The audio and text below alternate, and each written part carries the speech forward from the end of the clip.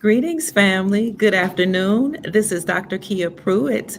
It is Wednesday, February the 8th, 2023, and the time is exactly 12:09 p.m. Welcome back. I'm so happy to see everyone. I hope you all have enjoyed a very good morning so far. Joyous rising, grand rising, great rising, good morning, good afternoon, good evening, good night, depending upon from where you're checking in today. So check in, family. It's so good to see you. I hope you joined me live last night. It was a late night broadcast at about 11 p.m. where we laid to rest the IRS, because what we talked about was how the IRS is telling millions of people not to file their taxes. Now they're saying the reason they're doing that is because they're trying to tighten up some things, try to figure out what exactly people can claim, what not to claim. But we kind of figured that the reason why they're doing this is because the Republicans have made a concerted effort to actually attack the IRS, and they are voting to end the IRS. So in my podcast last night, we laid them to rest.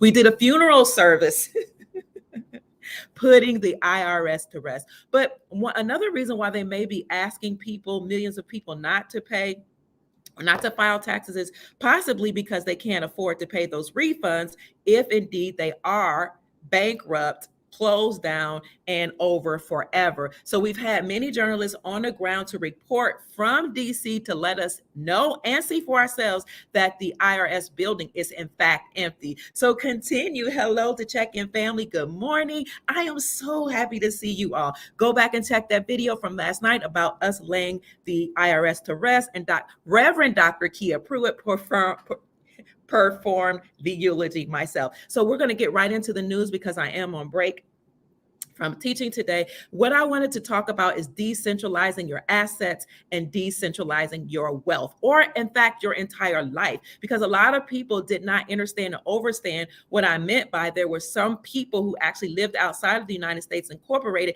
and didn't deem themselves as citizens. They don't call themselves citizens, neither do they call themselves sovereign citizens. There's no such thing as a sovereign citizen. Either you're sovereign or you're a citizen. A citizen is classified as a slave. So people who are operating as a national or a state national understood and overstood that they were sovereign, and they acted as such. One of the ways that they operated outside of the United States Incorporated, which is now defunct and bankrupt, we know that over here, was actually, yes, to not pay taxes. Sovereign individuals do not pay taxes. This is what I was trying to bring home to everybody. Aloha, good morning. That sovereign individuals are people who understood their power as being a sovereign person that was guided by the common law or the law of the land and Constitution, did not pay taxes because they understood, overstood that paying taxes is what citizens or slaves did, and that it was a voluntary act. So another way that they operated in the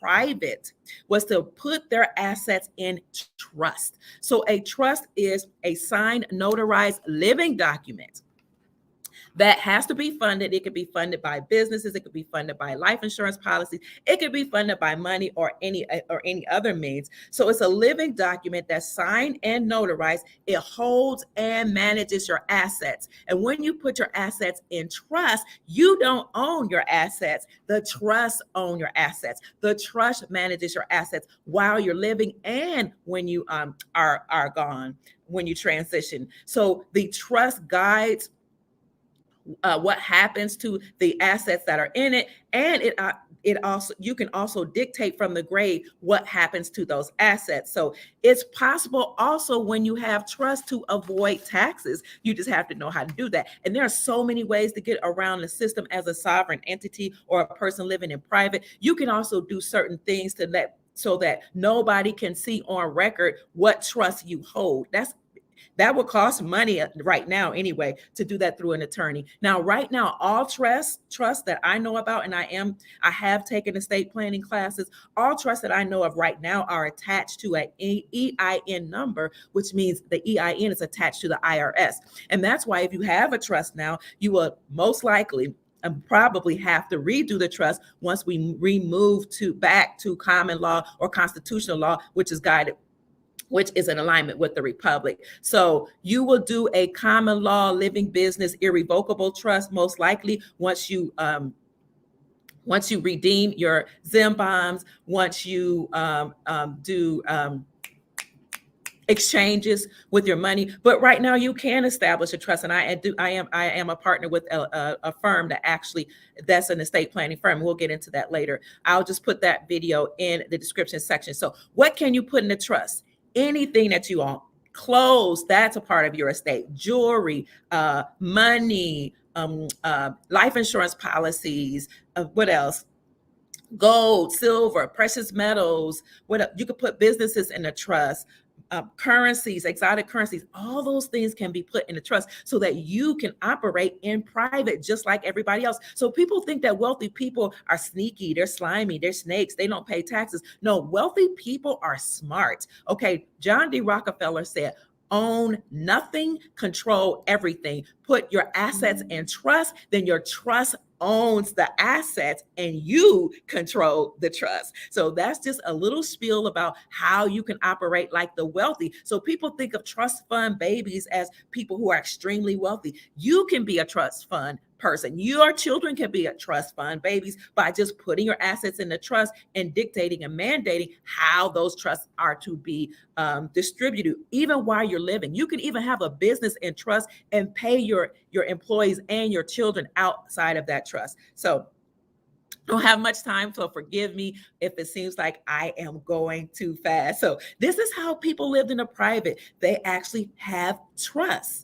So you also can decentralize your life, decentralize your money. You could trade with gold and silver now. People have done it. I've bought things with precious metals. I've tipped people with precious metals. And what I do is I use my intuition and I just use my discernment to see which person would be most likely to receive that. Now, I promise you, that if you took somebody a couple bars of gold to do some transactions, there are some people on the planet that will say yes to gold and or silver. People all over the world recognize gold and silver as money. So good morning, family. I'm glad you found me too. I'm so happy you're here. So you can have a trust to operate outside of the system, or you can decentralize your life by rolling over your money, your IRAs, your fiat dollars into hard assets like precious metals, gold, silver, copper, palladium, platinum, or you can roll them over into land, businesses. These are all ways you can decentralize your life. Now, if you don't have a whole lot of assets, you still can operate outside of the system by bartering with one another, making agreements with one another. You do my hair. I had people to do my hair. I went to a hair school, as an aside, and there were young people. They didn't really know how to do my hair, so they were struggling a little bit, and the teacher came by and helped them. So I paid the students in fiat, but I paid the teacher in with silver. And it was an opportunity for me to teach her about precious metals, to pass on some wealth to her. It wasn't a whole lot, but to pass on a whole lot of wealth to her and to enlighten her about it so that she can then continue to stack. So, and I've also paid for services like legal services. I pay for educational service when I learned how to be an estate planner and how to help people with protecting their assets by being a trust advisor. I actually paid for the class in silver, and it was an opportunity for me to talk to one of my colleagues about decentralizing your life, which he already knew because he knew about trust, but he wasn't really that familiar with silver and gold, precious metals, and why those are important. So that's a way you can operate outside of the system. Now, a lot of people have money in a bank, but you can operate outside of the bank as well.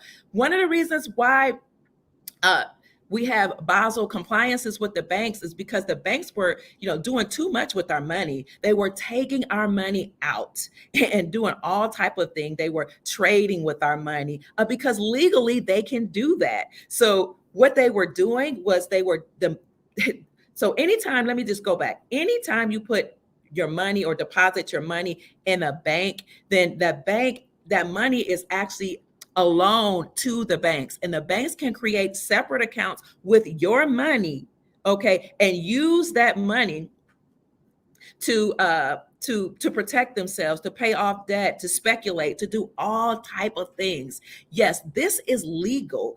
Now people will say, but my money is insured up to 250,000, but over that amount, they can take your money and do with it whatever they will. However, we have heard of banks actually doing that to people who didn't have $250,000 in the account. So a lot of people are saying, that this is why we had the Dodd Frank Act, to kind of protect consumers. But the Dodd Frank Act, let's look at what the Dodd Frank Act is. The Dodd Frank Act was signed into law actually in 2010 by President Obama. It was in response to our big financial crises that occurred in 2008, and that financial crisis became known as the Great Recession. So what he did was put regulations on the banks so that banks can no longer do bailouts, because under the Obama administration, the banks got in trouble. You all know, you heard of that. So the government bailed out the banks because Obama said the banks were too big to fail in 2008 and 2009. But the Dodd-Frank regulations in 2010 is when Obama came back and said, okay, we're not going to do any more bailouts. And it looked like that was very benevolent. And, in a way it is. But especially when you consider that the government is out of money and is bankrupt and defunct anyway. So yes, I guess it was a good thing. But you have to keep in mind that if you no longer do bailouts, that puts you in a position to do bail-ins. And according to the Dodd-Frank Act, that made us open to bail-ins. Now, there was a regulation called Regulation D that allowed the banks to take your money, put it in a separate account in their names, and speculate, do business, and make loans and all type of things. This is why Basel III compliance was important, because now you have to banks had to acknowledge gold as a tier 1 asset and gold as money. And then Basel IV compliances meant that banks now had to have gold to back their positions. So now we saw banks in record numbers actually hoard gold in Q3, right? They hoarded 400 tons of gold in the amount of about $32 billion. And there were some amounts that were hoarded that we don't even know about. So through Dodd-Frank, now no more bank bail-ins, but now we were subject to, no bank bail-outs, but now we were subject to bail-ins. And this is why we need 45 to come back. Because what 45 did was he said, the Dodd-Frank Act looked like it's benevolent and it looks like it's protecting the consumer, but not quite. And it was a very complicated that act is, and it's so many pages you have to read. It's so many fine print things that made the consumer still be open to predatory practices by the bank. But President Trump attacked the Dodd-Frank Act and he modified it. So again, according to the Dodd-Frank Act and Regulation D, they could take our money, they could do whatever they wanted to do. They could do bail-ins to protect themselves. But that's why behind the scenes, the White Hats made sure that banks had to have gold and precious metals to back their positions. So we're talking about operating outside of the system, decentralizing your life, decentralize your assets, roll over your money into precious metals, into banks, and into land or farmland, however you can, while they get these things in place, okay? And if you're interested, you already know how to contact Andy Schechtman, info@milesfranklin.com to get a gold IRA and or to add gold and precious metals to your possession, gold and silver. So let's look at President Trump. So he needs to come back because he modified the Dodd-Frank Act, and that really upset the people who were in power. So this was actually published May 2018. Trump signs the Dodd-Frank rollback. President Trump on Thursday signed a bi-party bill to loosen key portions of the Dodd-Frank Act of 2010, cementing the first major changes to President Obama's landmark banking law. Because a lot of people thought that banking law was so benevolent. But again, we were subject to bank bail-ins.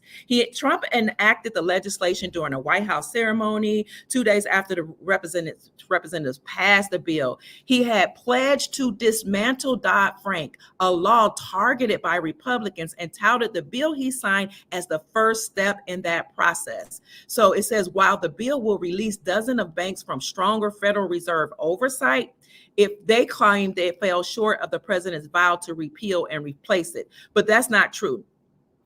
And I'm going to show you what he did by reversing or changing the Dodd Frank Act. He said, we kept a lot of promises. This is a great day for Americans and a great day for workers. Now, let me show you what he did essentially through the Dodd Frank Act. And then, family, please forgive me for having to accept my class in a minute or two. So check in, family, and speak to one another. I just want to show you. So let me show you. So, whoops. This is what the Dodd Frank Act did. I'm going to show you this. He made it clear he wanted to dismantle the act, and it was the first in helping to do so, him coming against that act. So let me just show you. I'm going to send both of these to you, these articles to you, so you can see them. But let me just go over briefly what they did. So the guidelines that he put in place it ensured consumer protection from debt collecting practices. It put stipulations on the bank so they can no longer use our money for speculating. Let me see what else. And it said that banks could no longer use our money for speculating. Banks could no longer steal our money. Banks had to have something to back their positions so that they couldn't do whatever they wanted to do. So I probably need to look for that for you. Let me see, so you can see that for yourself, what the Dodd Frank Act did. Check in, family. Let's see. It was the one we just did, regulations. So basically, modifying the Dodd Frank Act did more to help the people and not just the banks.